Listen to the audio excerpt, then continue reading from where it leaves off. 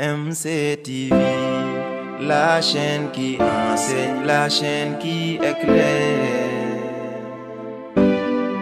Pour vous servir, veillons à ce que chaque information soit pure. MCTV, la chaîne qui enseigne, la chaîne qui éclaire. moom de Cheikh ka yónni jox kay mayam lu wóor la bismillahi ma tontooti ki may laaj bi el Cheikh moom de Cheikh ka yónni jox kay mayam lu wóor la bismillahi ma tontooti ki may laaj bi el Cheikh moom de Cheikh ka yónni jox kay mayam lu wóor la bismillahi ma tontooti ki may laaj bi el Cheikh moom de Cheikh ka yónni jox kay mayam lu wóor la jëmmi xaybu la fii na tey jantu xayis minna bu fenk ndar di wesaare xaqiqa Cheikh cërëm la bismillahi. Asalaamaaleykum wa rahmatullahi taala wa barakaatuhu. Asalaamaaleykum wa rahmatullahi taala wa barakaatuhu. dellu si di am mbégte àndaat ak yéen.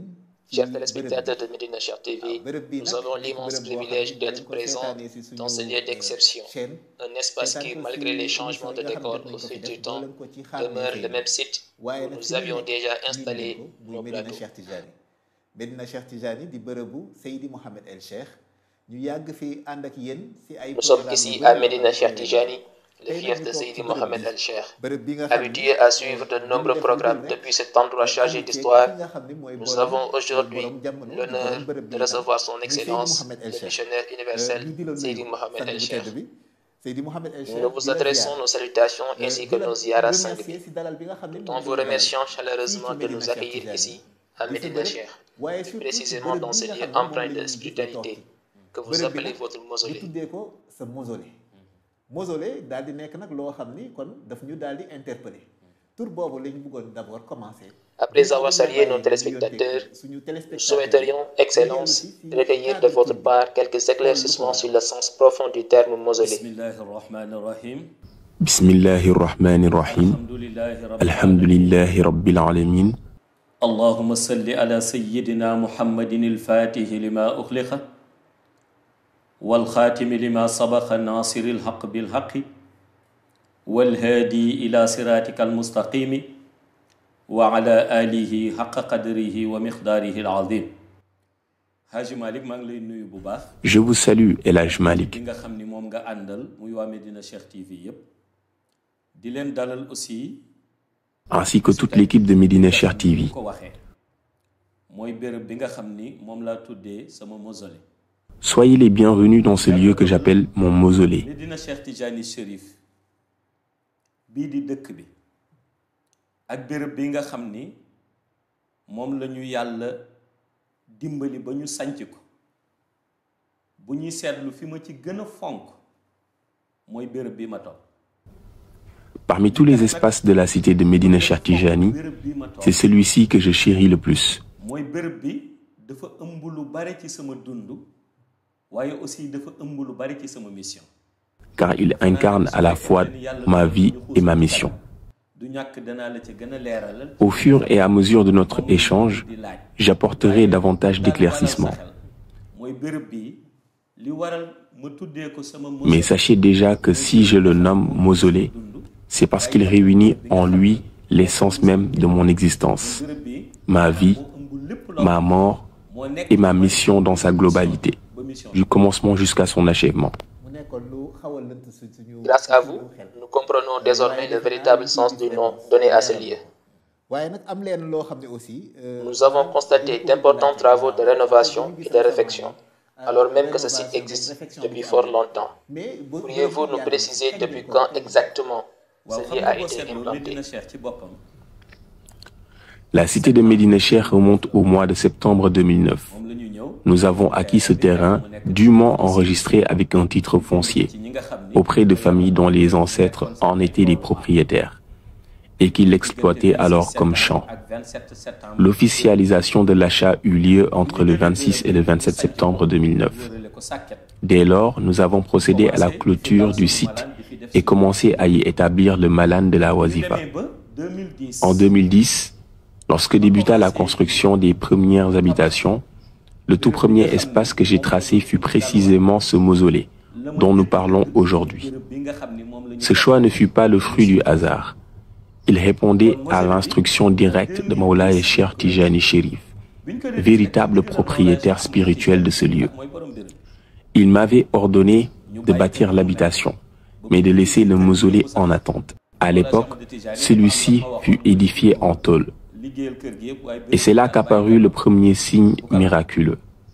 Ces tôles, exposées depuis plus de 10 ans dans une zone pourtant cernée par la mer d'un côté et le fleuve de l'autre, ne se sont jamais oxydées, alors que toutes les tôles environnantes rouillaient rapidement. Celle du mausolée demeurait intacte. Les habitants eux-mêmes s'en étonnaient et me demandaient: comment se fait-il que dans cet environnement ces tôles résistent au temps et à la corrosion? Je leur répondais: le véritable propriétaire de ce lieu, Mawlaye Cheikh Tijani, rayonne d'une lumière protectrice qui préserve cet endroit et tout ce qui l'entoure. Ainsi, depuis 2010 et jusqu'en cette année 2025, nous avons suivi ces orientations. Aujourd'hui, nous avons reçu l'instruction de rénover le mausolée. C'est désormais chose faite. Et nous y avons élevé le dôme des secrets que vous pouvez contempler.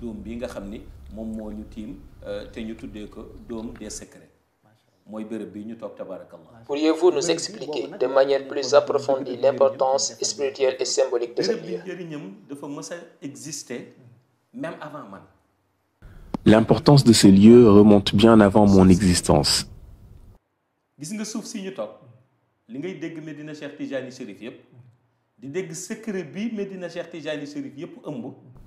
Il faut comprendre que la terre sur laquelle nous sommes assis recèle les secrets même de Médina Cheikh Tijani.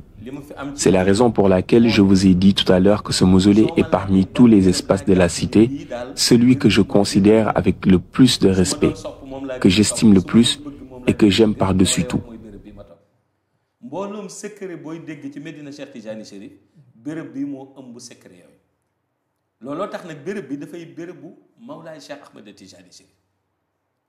Car ce lieu n'est autre que celui de Mawlaye Cheikh Tijani Chérif.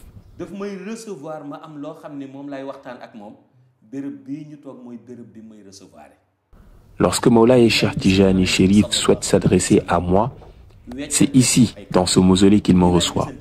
Il en est de même lorsque je communie avec le prophète Mohammed, paix et salut sur lui. C'est dans ce lieu béni que je partage avec eux cette intimité spirituelle.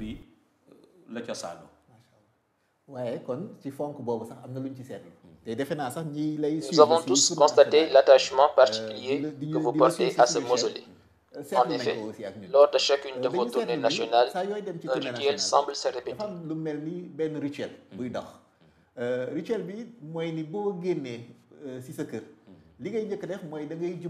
Vous sortez de chez vous pour aller recevoir les prières de votre mère, puis vous entrez dans le mausolée. Vous demeurez un moment avant d'en ressortir pour prendre place dans votre pays. Pourriez-vous nous éclairer sur ce qui se passe durant ces instants de recueillement? Que faites-vous exactement à l'intérieur du mausolée? Est-ce un moment de prière personnelle ou bien y a-t-il une rencontre spirituelle particulière qui s'y déroule?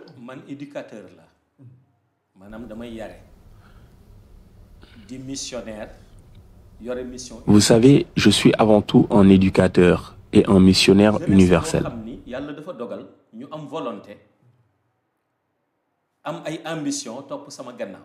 Derrière moi, il y a une jeunesse pleine d'ambition et de volonté. Et je me dois de leur montrer l'exemple à travers deux attitudes essentielles.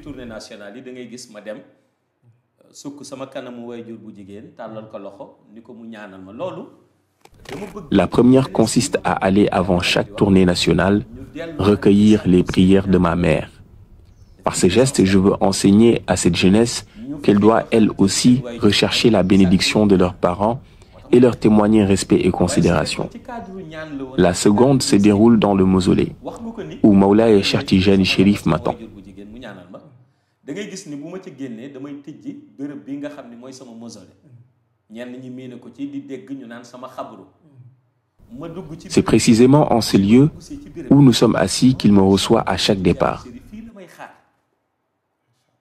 su ma jëmee tournée nationale fii ñu toog fii la ma Mawlaa Cheikh Ahmed Tidiane di xaar moom laa fi fekk si su ma dugg see léeg-léeg ma fekk ko moom kese léeg-léeg ma fekk ko ak moom. Parfois je le trouve seul, parfois il est en compagnie du prophète Mohammed, paix et salut sur lui. mu wax ma lu may jàng ca ñaari rakkaay tournée nationale bu nekk nag ak ñaari rakkaay yu may julli li may jàng saar bi may jàng wala aaya bi may jàngaloo. J'y accomplis alors 2 rakats de prière et c'est lui qui m'indique les récitations spécifiques à effectuer pour chaque tournée. Une fois la prière achevée, il me demande de tendre la main, puis récite avec moi la Fatihatul Kitab ainsi que la Salatul Fatih.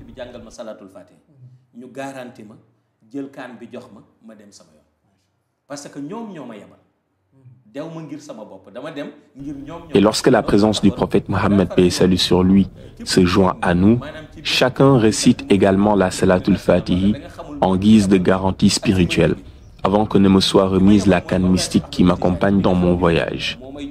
C'est ainsi que je pars, non pas par ma propre volonté, mais envoyé par eux. Voilà pourquoi j'ai toujours précisé à ceux qui s'interrogent sur mes déplacements que je ne fais que suivre les directives qui me sont données. J'irai uniquement là où l'on m'ordonne d'aller.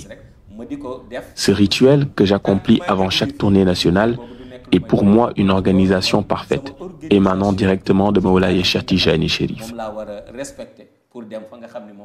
Nous avons également constaté qu'après l'accomplissement de ce rituel, vous vous dirigez directement vers votre véhicule. En effet, lorsqu'on vient de prendre congé du maître Mawlaaya Cheikh Tijani Chérif, il est impensable de s'attarder ailleurs. On se dirige immédiatement vers la mission, tout comme si l'on venait de quitter le prophète, paix et salut sur lui. Lorsque de telles figures vous accordent leur autorisation et leur garantie, vous n'avez plus qu'un seul devoir, appliquer strictement leurs directives. C'est pourquoi, comme vous pouvez le constater, dès que je sors du mausolée, je me rends directement à la voiture pour repartir avec le convoi. Nous nous sommes entretenus avec des voisins qui nous ont confié que votre présence au mausolée ne se limite pas aux grandes occasions. Vous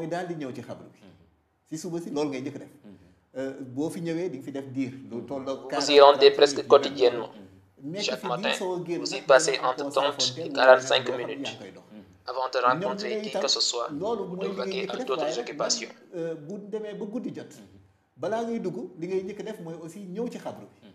Le soir, avant de rentrer, vous y consacrez également un moment. Cela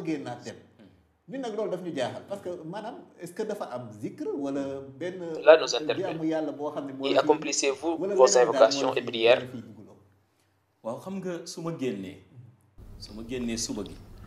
Oui, il faut savoir que je sors 2 fois chaque matin.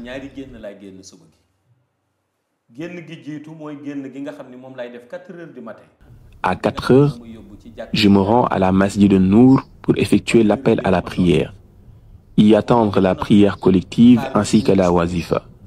Puis je retourne chez moi.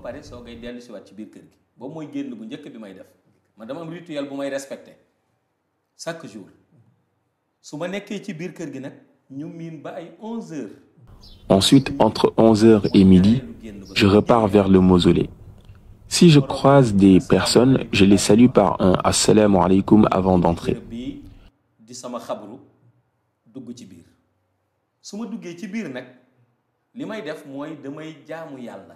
Une fois à l'intérieur, je me consacre à l'adoration d'Allah subhanahu wa ta'ala. Je prie, j'étudie le Coran et je pratique le zikr que m'a enseigné Mawlaaya Cheikh Tijani Chérif. Lorsque j'ai terminé, je m'occupe des affaires de la mission qui m'ont été confiées depuis le Haïb.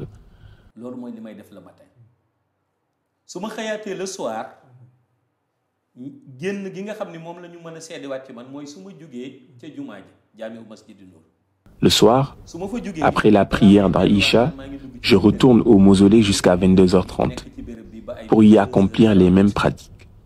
C'est devenu pour moi un véritable rituel.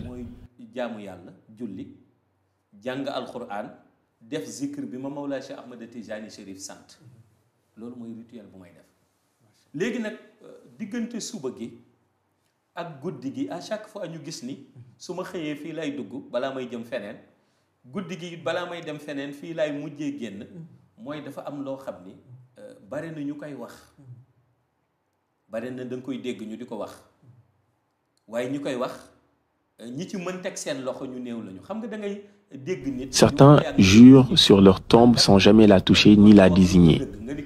Mais moi, je considère que ma tombe est déjà ici, dans ce mausolée. C'est pourquoi j'y viens matin et soir, car lorsque je quitterai ce monde, je serai enterré ici.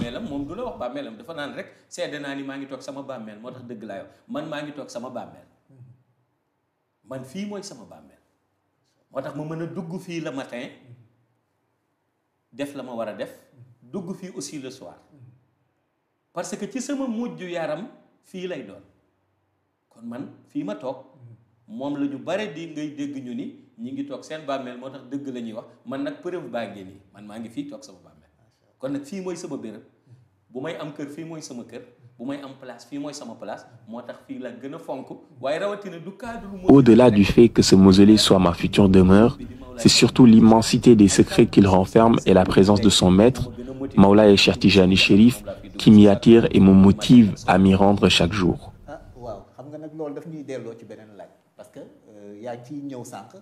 Vous avez indiqué à l'instant que c'est dans ce mausolée que vous reçoit Mawlaye Cheikh Tijani Chérif. Ma question est la suivante.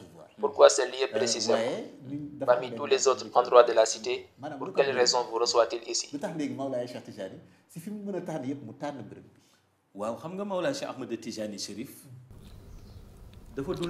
Vous savez, Mawlaye Cheikh Tijani Chérif n'est pas un être ordinaire. Dans le monde Haïb, il existe deux dimensions. La Nouraniya, lumière spirituelle, et la Rouhaniya, réalité spirituelle des âmes.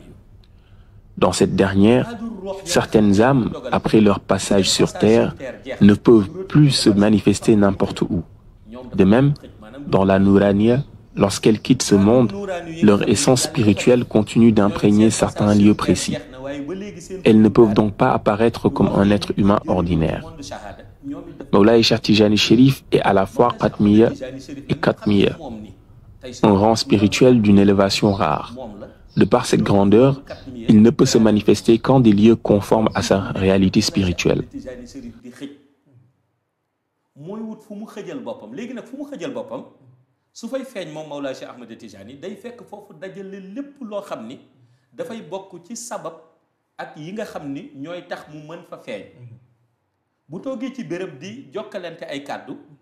Quand il communique ou transmet des directives, même si cela se produit en songe, cela relève du monde invisible, du haïb.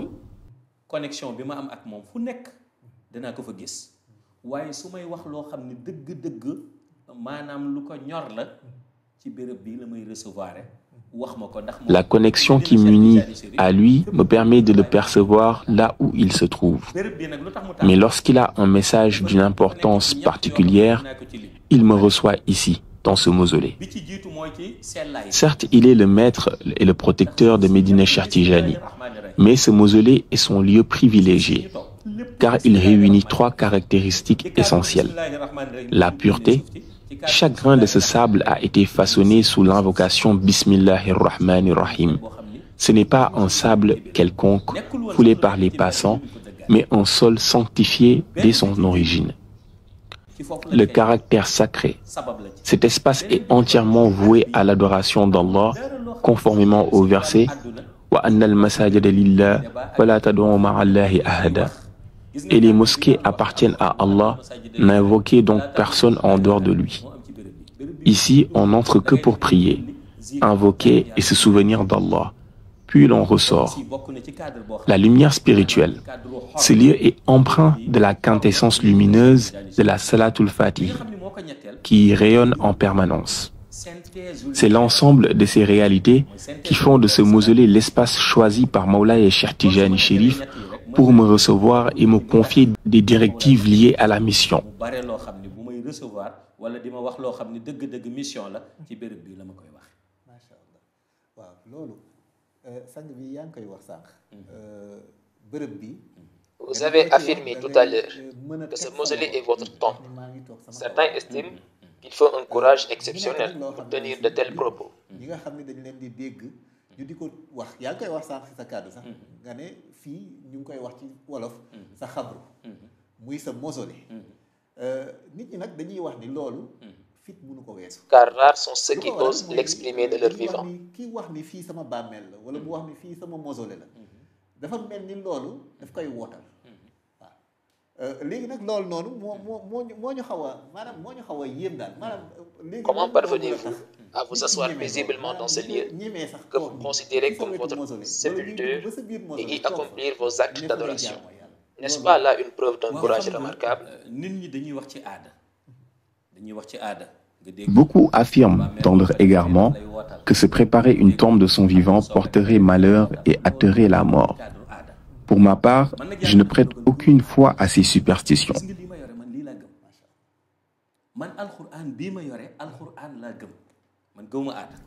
Je ne crois qu'au Coran, ce livre de vérité que je tiens entre mes mains, la parole d'Allah subhanahu wa ta'ala.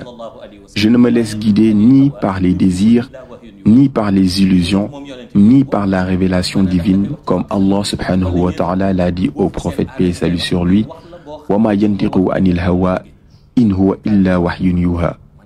Il ne parle pas sous l'effet de ses passions. Ce n'est rien d'autre qu'une révélation inspirée. Nulle part dans le Coran, il n'est mentionné que bâtir sa tombe est une malédiction. Ceux qui tiennent de tels propos ont une foi fragile et craignent l'épreuve du barzakh.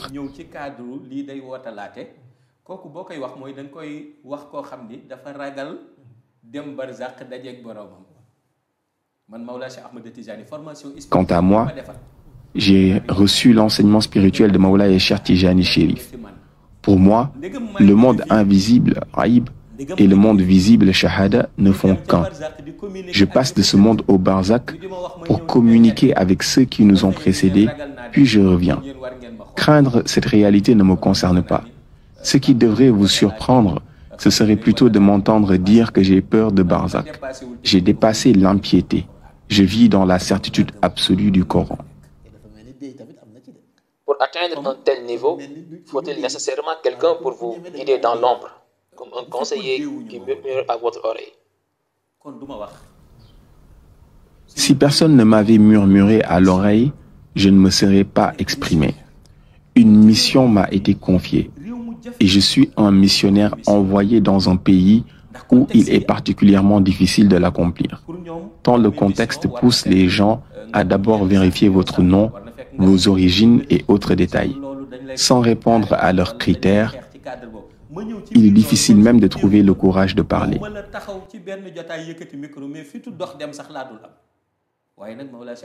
Mais Mawlaya Cheikh Tijani Chérif m'a préparé, m'a accordé des garanties et m'a donné l'autorisation de m'exprimer. C'est grâce à cela que j'ai le courage de sortir et de mener à bien ma mission.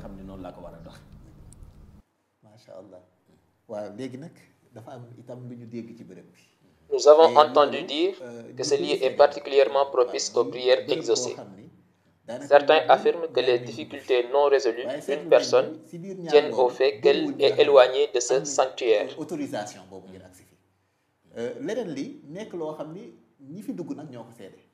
ñu ne ñoom bu ñu duggee fii doxal seen ñaari raaka daal di tàllal seen loxo ñaan boobu kun fa yakun dafay sotti. Car une fois à l'intérieur, tout problème trouve sa solution. C'est un véritable lieu d'exaucement. dafa am kàddu boo xam ne mës nga ko wax nga ne lu la jafe wala lépp lu la lënt rek dafa fekk nga sori bërëb bi waaye fii lépp loo xam ne jafe na lu mu jafe-jafe boo duggee fii daanaka loolu yomb na la fa. Par ailleurs, certains n'ont pas l'autorisation d'y pénétrer. Nous aimerions savoir, le secret réside-t-il dans le sable lui-même, dans la nature du lieu, ou bien y a-t-il une formule particulière à réciter avant d'entrer pour bénéficier de cette faveur spirituelle? Vous savez, ce lieu est un sirru kun fayakun. placé ici par Mawlaye Cheikh Tijani Chérif. Tout ce que l'on implore en ce lieu se réalise. Il arrive que l'on demande quelque chose à Allah subhanahu wa ta'ala et que par sa sagesse, cela soit modifié pour notre bien. Mais la particularité de ce sanctuaire est que ce que l'on demande s'accorde inéluctablement.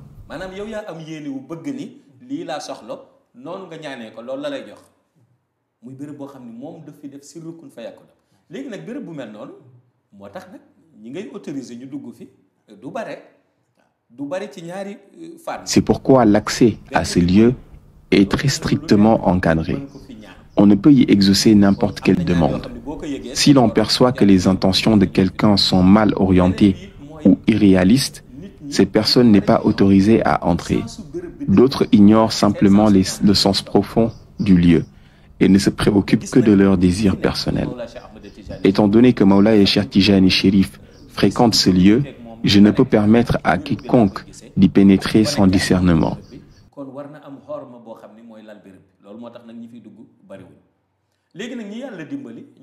Ceux qui ont la chance d'y entrer et de voir leurs demandes exaucées bénéficient de la baraka de Mawlaye Cheikh Tijani Chérif et des réalités spirituelles inhérentes au lieu.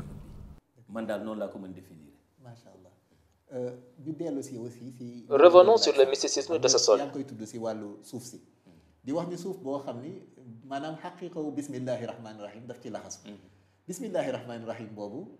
S'évoquer la haqiqa du Bismillahir Rahmanir Rahim, nous avons d'ailleurs remarqué dans certaines vidéos 3 tableaux portant respectivement les inscriptions Bismillahi sur le premier, Ar-Rahmani sur le deuxième, Ar-Rahimi sur le troisième. Nous souhaiterions savoir ces tableaux sont-ils de simples œuvres décoratives ou renferment-ils un secret particulier?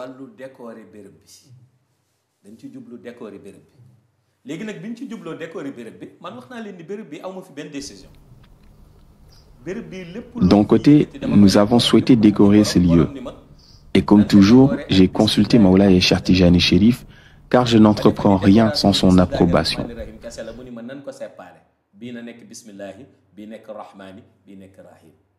Il m'a suggéré de le décorer avec Bismillahir Rahmanir Rahim. Mais en séparant chaque mot Bismillahi sur un tableau, Ar-Rahmani sur un autre et Ar-Rahimi sur le troisième, chaque séparation possède une signification profonde.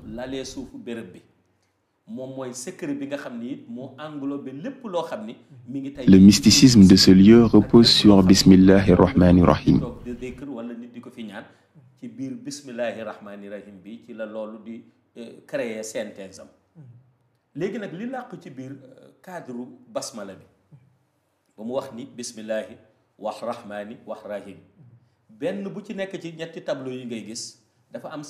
Et ces 3 tableaux jouent un rôle précis dans ma mission.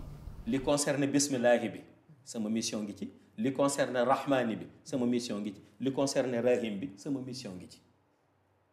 Légui nak li nek ci sama mission nga xamni mi ngi melni tay tableau bo xamni ni ngeen di def jël sen ordinateur yi am ben. C'est comparable à votre travail sur un ordinateur.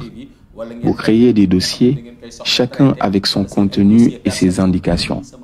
De la même manière, chaque tableau conserve mes dossiers de mission avec leur date. Lorsque je me tiens devant eux, je sais exactement quel dossier traiter et à quel moment. Pour un observateur extérieur, ce ne sont que de simples écritures. Mais pour moi, elles recèlent une haqiqa profonde.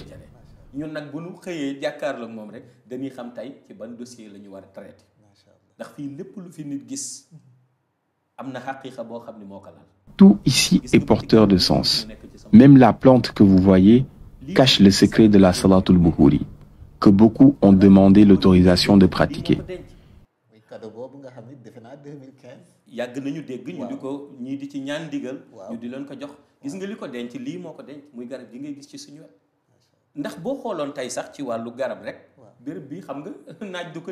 Cet espace n'est pas arrosé. Il reste fermé 24 heures sur 24 et ne reçoit pas de soleil. Selon les normes ordinaires, il ne devrait pas y pousser d'arbres ou de plantes. Pourtant, chaque plante ici incarne des réalités mystiques à travers ses racines et sa croissance. La plante que vous voyez représente ici la Salatul Buhuri.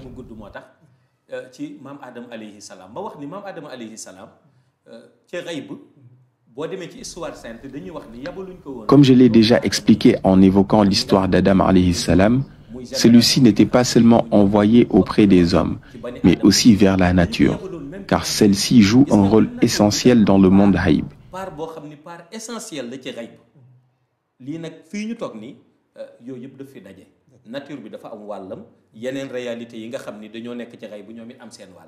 Ici, la nature conserve cette importance, tout comme les autres réalités invisibles. Chaque élément du lieu possède une signification. Certains tableaux illustrent notre mission, tandis que la nature incarne la Salatul Buhuri. C'est dans cette même perspective que nous souhaitons explorer les mystères de ce lieu.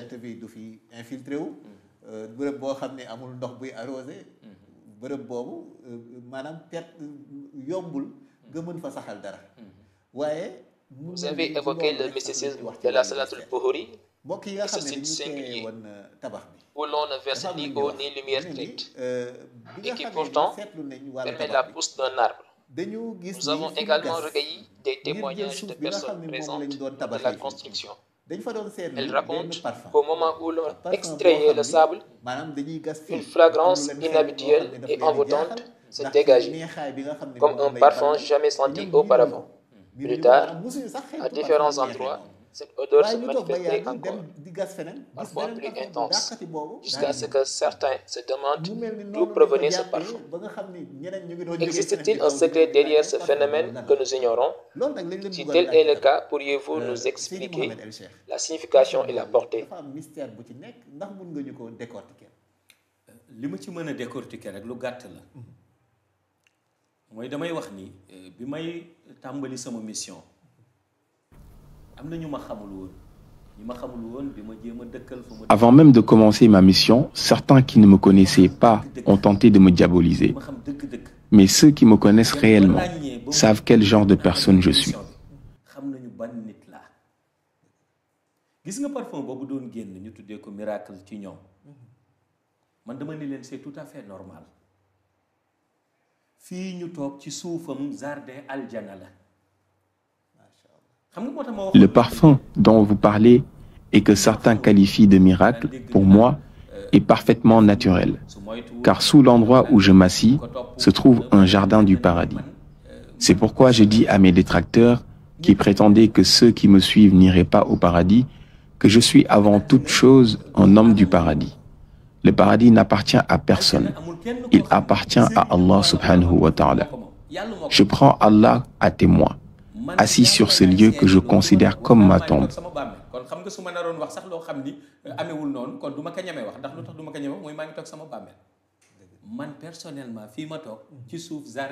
En dessous s'étend un jardin du paradis. Allah m'a compté parmi les gens du paradis.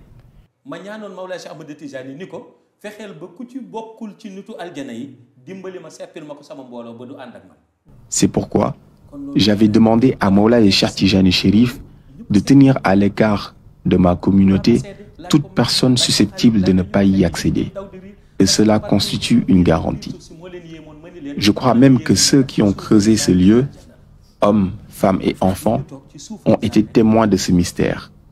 Tout cela est le fruit de la Salatul Fatiha que Mawlana Cheikh Tijani Chérif nous a généreusement accordé et qu'Allah subhanahu wa ta'ala a agréé. Ce privilège n'émane pas de notre propre initiative ou volonté, mais de la lumière de la Salatul Fatiha. C'est pour cette raison qu'Allah subhanahu wa ta'ala a fait de nous des hommes du paradis, ainsi que de ce lieu notre demeure. Ainsi pour nous, la recherche du paradis est tranquille, car nous l'avons déjà. L'essentiel est de transmettre les directives de la mission et de l'accomplir à la lettre. Quant à notre relation avec Allah subhanahu wa ta'ala, elle est déjà merveilleuse. Nous rappelons à nos téléspectateurs que nous nous trouvons à Médina Cheikh Tijani Chérif, au mausolée de Seydi Mohamed El Cheikh. Seydi Mohamed El Cheikh, revenons sur un point que vous avez évoqué. Vous avez affirmé que ce lieu est sacré à vos yeux et que vous le considérez au-dessus de tout, ce que chacun peut constater à travers vos actes. Vous êtes également porteur d'une mission universelle. Peut-on alors dire que ce lieu et votre mission possèdent une valeur intrinsèque et particulière?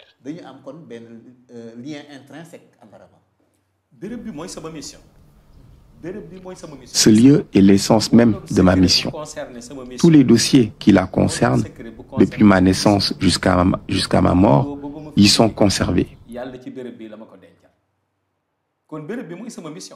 maanaam sama mission mënul nekk loo xam ni lu ñuy reconnaître xayb la sans béréb bi. Dans le monde haïb, il est impossible de comprendre ma mission sans ce lieu. Tout ce que je dois dire ou accomplir dans le cadre de ma mission est inscrit et préservé ici. Même lorsque je dois participer à une conférence ou à une cérémonie religieuse, comme le Gamou, c'est en entrant dans ce lieu que Moulaye Cheikh Tijani Chérif me transmet, m'insuffle le discours que je dois tenir. Ainsi, je ne peux me départir de ce sanctuaire.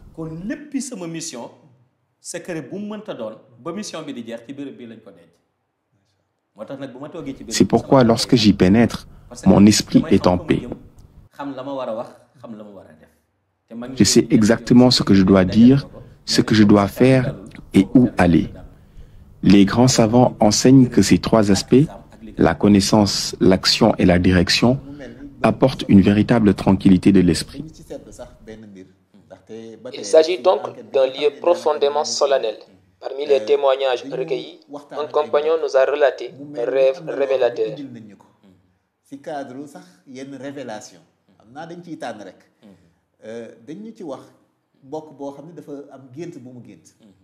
Il y voyait Moulaye Cheikh Tijani Chérif lui expliquer que ce lieu possède un caractère sacré. Selon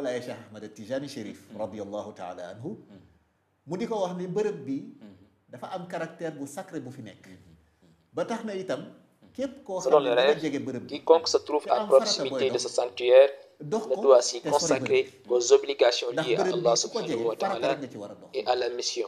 Toute autre activité nécessite de s'éloigner.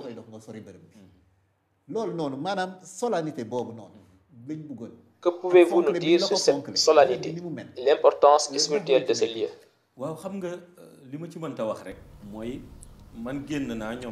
Oui, je suis sorti et l'on m'a confirmé que Moulaye Cheikh Tijani Chérif a ordonné de se consacrer uniquement aux obligations liées à Allah subhanahu wa ta'ala et à la mission, puis de s'éloigner du lieu pour ne pas s'y asseoir à discuter de tout et de rien. Cela me semble tout à fait naturel, car ce lieu appartient à Moulaye Cheikh Tijani Chérif. Depuis lors, ceux qui m'entourent reconnaissent comme moi sa sacralité et comprennent qu'il s'agit d'un espace de recueillement spirituel.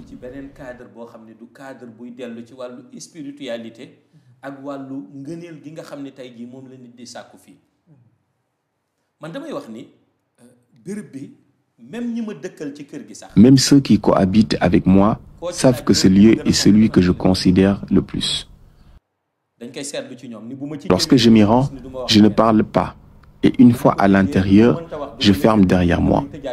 Une fois sorti, c'est uniquement à ce moment-là que je peux communiquer et partager avec eux.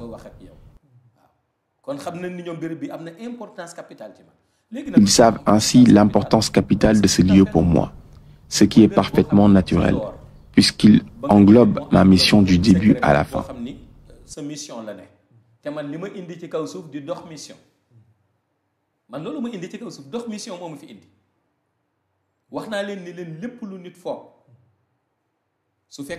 Je suis venu sur Terre pour accomplir une mission.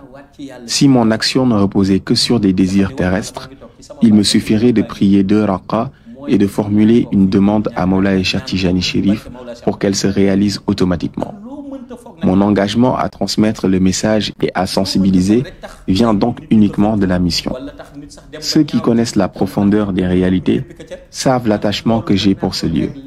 Ceux qui l'ignorent restent dans la spéculation et le dénigrement.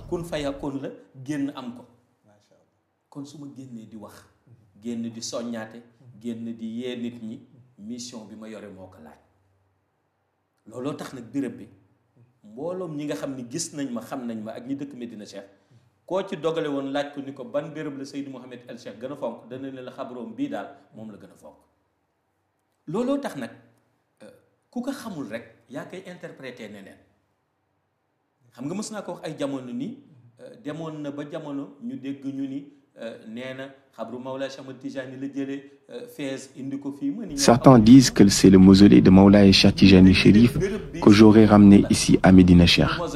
Tel n'est pas le cas. J'ai clairement déclaré que c'est mon mausolée. Une fois mort, c'est ici que je serai enterré. C'est également ici que Mawlaay Cheikh Tijani Chérif nous reçoit.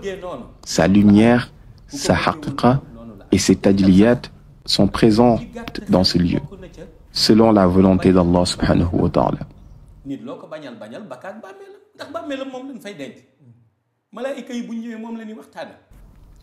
Refuser ce lieu ou contester sa légitimité serait injuste, car c'est ici que je serai enterré, que les anges viendront dialoguer avec moi et que se crée mon intimité avec Allah subhanahu wa ta'ala. Si je souhaite visiter le barzakh ou converser avec quelqu'un depuis cet espace, c'est ici que cela se produira. Le mieux est donc de me laisser en paix avec mon mausolée.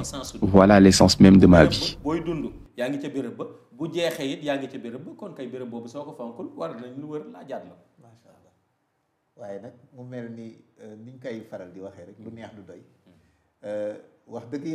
Nous arrivons au terme de notre entretien. Il reste encore de nombreuses questions, mais le temps ne nous le permet pas. Nous vous remercions sincèrement pour votre disponibilité et pour la clarté de vos réponses. Avant de conclure, pourriez-vous partager vos conseils à l'attention de vos disciples et compagnons?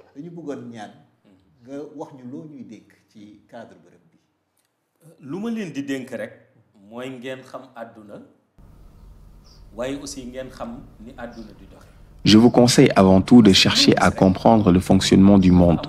Tout ce que vous voyez suit une synthèse et une organisation parfaite.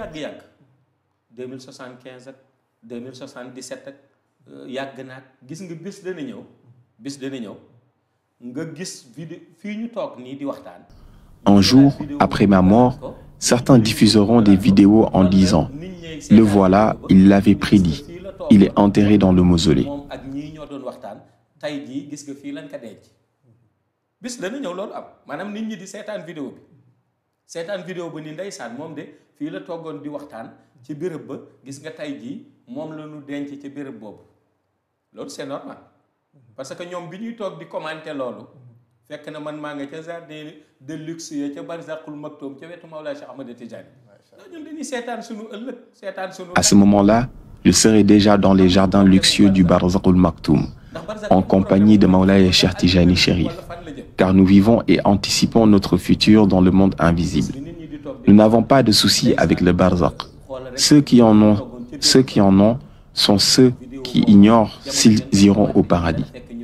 Comme l'a enseigné le prophète Mohammed, paix et salut sur lui, il faut agir comme si l'on ne devait jamais mourir et servir Allah subhanahu wa ta'ala comme si l'on devait mourir demain.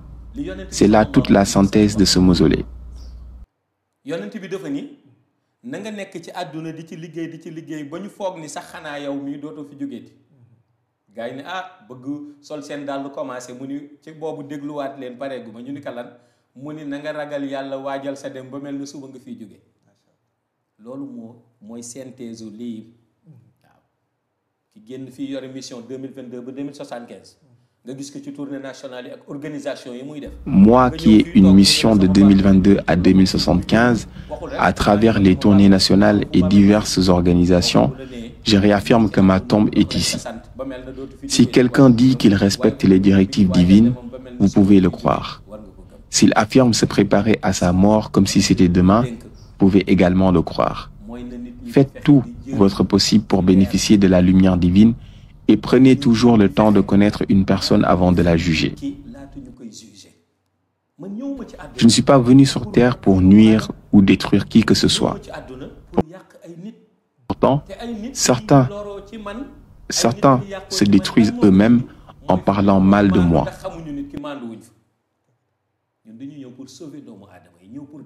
Nous sommes venus pour sauver. Si quelqu'un parle en bien de moi ou agit pour le bien, cela lui revient en bienfait. C'est une garantie de Mawlaye Cheikh Tijani Chérif. Quant à ceux qui tentent de nuire, rien ne peut m'atteindre. Je suis à la droite du prophète Mohammed paix et salut sur lui et à la gauche de Mawlaye Cheikh Tijani Chérif. Et Allah subhanahu wa ta'ala a fait de moi ce que je suis. Ma mission est d'aider, de guider et de permettre à chacun d'entrer au paradis, et non de nuire ou d'entraîner qui que ce soit en enfer. Avant de parler de Seydi Mohamed El Cheikh, prenez le temps de le connaître. Tout bien que vous dites devient bénéfique pour vous, et tout mal ne m'affecte pas.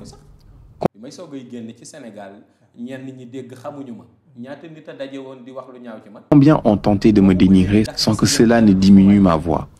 Au contraire, cela m'a permis de progresser par la grâce de Mawlaye Cheikh Tijani Chérif dans la réalisation des projets islamiques. Il faut donc avoir de bonnes intentions envers les autres. Aucun missionnaire envoyé pour une cause divine n'a jamais fait l'unanimité. Tous ont été critiqués et accusés d'imposture, car leur mission dérange le monde.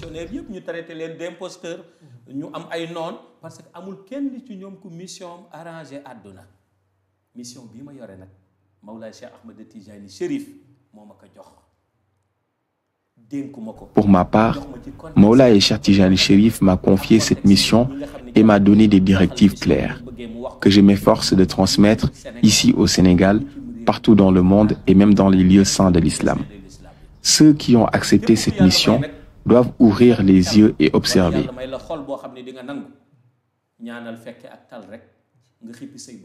Tout ce que j'ai prédit se réalisera avant la fin de ce monde. Nous vous remercions également et prions pour vous.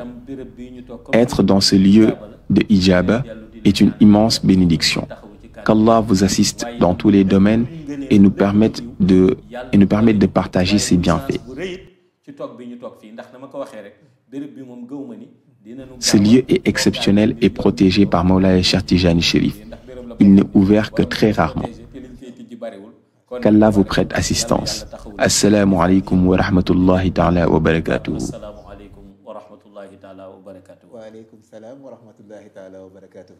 Alaykoum salam wa rahmatullahi ta'ala wa barakatuh. Nous remercions chaleureusement notre invité, ainsi que tous les téléspectateurs qui nous ont suivis. L'entretien touche à sa fin. Nous avons eu l'honneur de dialoguer avec le missionnaire universel, Seydi Mohamed El Cheikh, qui nous a révélé les mystères de ce lieu sacré. Nous vous donnons rendez-vous très prochainement sur votre chaîne MCTV. Assalamu alaikum wa rahmatullahi ta'ala. Nous allons réciter ensemble la Fatiha, suivie de la Salatul Fatiha, puis adresser une doua spéciale. Quiconque visionne cette vidéo et se joint à cette doua en y participant avec foi et sincérité n'a qu'à répéter le même acte chez lui. Il recevra alors l'exaucement.